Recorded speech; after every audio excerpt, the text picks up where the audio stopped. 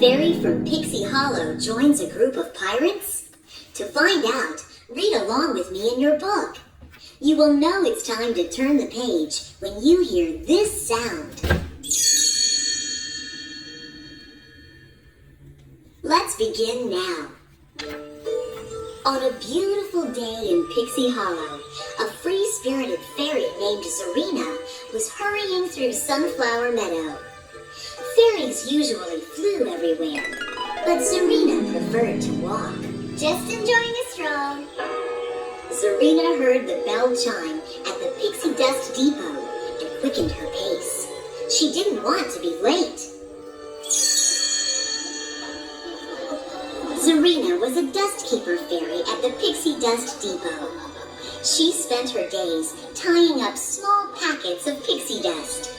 Without it, fairies wouldn't be able to fly. This day was a special day. Fairy Gary had called her for blue dust duty. Zarina, you're up. The precious blue pixie dust was powerful. Just a tiny bit mixed in with the golden pixie dust made the golden dust multiply. Fairy Gary recited the formula. All right then, exactly 26 specks. Zarina carefully added the blue pixie dust. Then, as usual, asked a million questions. Okay, but if there's blue dust, why can't there be other colors? What if there's pink? Fairy Gary looked at her seriously. Let me be absolutely clear, Zarina. Dust keepers are forbidden to tamper with pixie dust. But Zarina had been experimenting with pixie dust for a long time, with no result. Back at home, she lay her head on the table, and a speck of blue pixie dust fell from her hair. Inspired, Zarina repeated her last experiment, this time adding a sliver of blue pixie dust. Suddenly, the dust turned orange. It worked! When TinkerBell arrived, she was amazed to see that Zarina had created orange pixie dust, which gave Zarina the talents of a light fairy. While her friend continued to make more colors of dust, Tink was cautious. Zarina, I really think you should stop. Surprised, Zarina turned and accidentally spilled the jar of pink dust she had just created onto a sapling.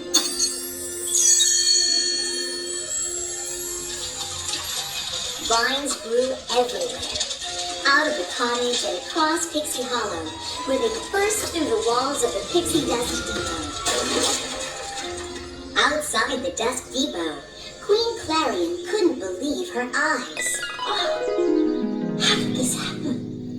When Fairy Gary saw the pink dust, he knew how it had happened. He was very disappointed in Zarina. You were told not to tamper with pixie dust. I think it's best if you don't come in at all. With a heavy heart, Zarina packed her things and flew away. 1 year later, all of Pixie Hollow gathered for the Four Seasons Festival. Tink and her friends, Fawn, Vidia, Silvermist, Rosetta, and Iridessa, were backstage at the amphitheater getting ready to perform. The girls saw a mysterious fairy trailing pink dust flying above the spectators. It was Zarina! Poppies appeared everywhere the dust settled. Rosetta was alarmed. She knew the poppies would make everyone sleep. Guys, we gotta hide! Now! When the girls came out of hiding, everyone was in a deep sleep. Clank, who'd also been undercover, knew where Zarina had gone. Yes, I saw her flying towards the dust depot. At that very moment, Zarina was opening the chest that held the basin of blue pixie dust. She smiled as she picked up all of the blue dust and flew off. Tink didn't know why Zarina would take the blue pixie dust. We have to find her. As they reached the coastline, Tink could see a pirate ship with a rowboat heading for it. faint blue glow came from the rowboat. They must have captured her, forced her to take the dust. Tink and the fairies peeked into the rowboat and saw Zarina hold up the blue pixie dust. The pirates cheered. One grinned at Zarina. Your plan worked perfectly, Captain. Tink couldn't believe it. Let's just get the dust and get out of here. The fairies used their talents to confuse the pirates and grab the dust. But Zarina chased the girls and threw multicolored dust at them. The fairies fell backward, right into a waterfall, and Tink lost her grip on the blue pixie dust. When the girls came to, they found that Zarina's dust had switched their outfits and their talents. Rosetta was the fairy who was the most upset. Look at my outfit! Orange is not my color! It took a while to adjust. Tink, now a water fairy, finally figured out how to part the waterfall, but only for a short time. The water pushed the girls down a reef slide and onto the beach. Rosetta landed on a strange rock and heard a crack. Except it wasn't a rock at all. It was an egg. Out wriggled a cute baby crocodile. Even though Rosetta was now an animal fairy, she backed away. Nice little harmless, sharp-toothed, hungry crocodile. The baby croc grabbed Rosetta and gave her a big kiss.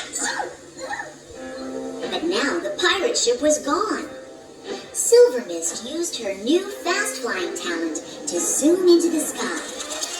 You guys, I saw it! Up the coast! Let's go! But the other fairies couldn't fly. Their wings were still wet. Vidya, with her new fondness for tinkering, crafted the croc's eggshell into a boat. Silver Mist towed the girls across the water until a huge wave hurled the fairies onto the ship.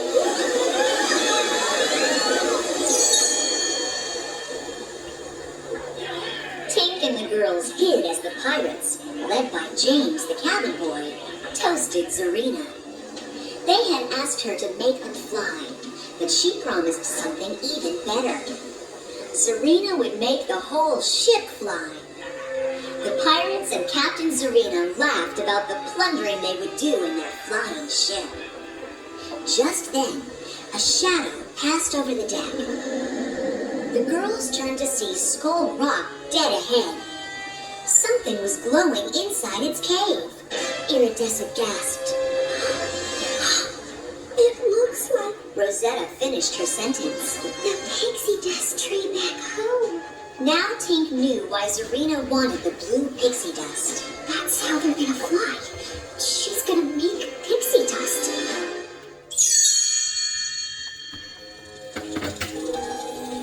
Staying out of sight, Tink, Silver Mist, and Vidya followed Zarina to her cabin. She was preparing the blue pixie dust for the tree. James set a plate of food in front of her, watching as Zarina worked. So the secret is the infusion of the blue dust directly into the tree. Very impressive, Captain. Zarina flew up into the pixie dust tree with a vial of blue pixie dust. Tink and the fairies wanted to sneak up on her, but Iridessa, who hadn't yet mastered her new garden fairy talents, accidentally touched a branch. It grew and grew, carrying the girls right up to Zarina. Tink pleaded with her to come home, but Zarina wouldn't hear of it. I'll never go back to Pixie Hollow.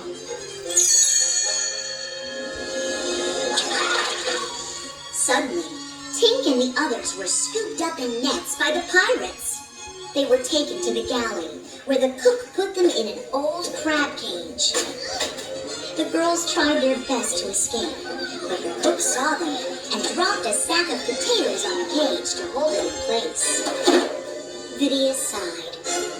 Anybody else got an idea? Meanwhile, Zarina added the blue pixie dust to the tree. Golden pixie dust flowed from the tree into a barrel. James was in awe. Just imagine flying like a bird. What's it like? Serena sprinkled James with golden dust, and the two of them soared through the air. But when they landed, James turned on Serena, locking her in a lantern. Now that he had the dust, he had no use for Serena. Down in the galley, the girls felt hopeless. There seemed to be no way to escape. Just then, the baby croc crawled through a porthole. He had come to find Rosetta. Rosetta called to him. Come on, Croc!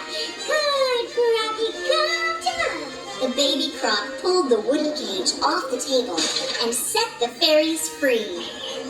But the ship, now covered in pixie dust, began to fly. James sneered at Serena and tossed her into the sea.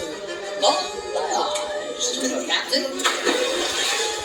Tink and the girls raced to save Serena. They pulled the sinking lantern back to the surface and with all their might forced the door open just in time. Serena apologized for the trouble she'd caused and wanted to help stop the pirates. The ship was headed for the second star.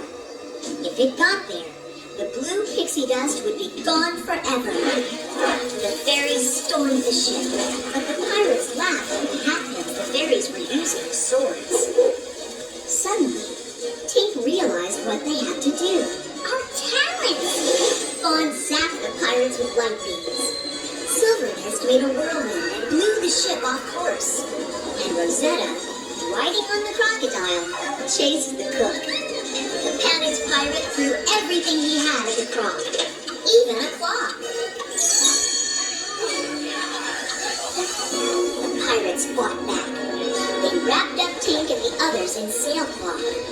Serena would have to face James alone. Serena and James fought, and the blue pixie dust went back and forth between the two of them. Suddenly, the ship began to tip over. James hung tightly onto a mast, but when he saw the golden dust falling into the ocean, he reached for it, and he fell too. Serena was trying to free the girls when James, covered in pixie dust, flew up behind her. He took back the vial of blue pixie dust, spilling one speck. James told her to keep it, but Serena threw the speck back at him. I think you should have it all. The speck made the pixie dust on James multiply and shot him straight into the air. The vial fell into Serena's hands as James plunged into the sea. The fairies congratulated each other and turned the ship around. Serena handed the vial of blue pixie dust to Tink. Please, take this back to Pixie Hollow. But Tink and the girls were not about to return without their friend. Tink smiled. Serena, we didn't just come for the dust. The girls flew the ship to Pixie Hollow. Serena used her dust to awaken everyone. Queen Clarion and Fairy Gary were delighted that Serena was back. Gary gave her a big hug. Serena! Oh, you're home. Tink and the others told them about how Serena had made different colors of dust, and how she'd grown a second pixie dust tree. The queen asked Serena to demonstrate her talents. Serena agreed and tossed the dust that changed the girls' talents back to normal. Everyone cheered.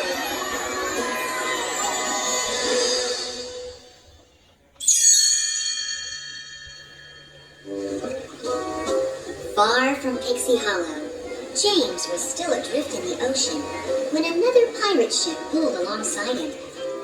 A pirate with the odd name of Mr. Smee prepared to throw him a rope. Smee saw that the bedraggled pirate held a grappling hook. Oh, that's a very nice hook. James looked up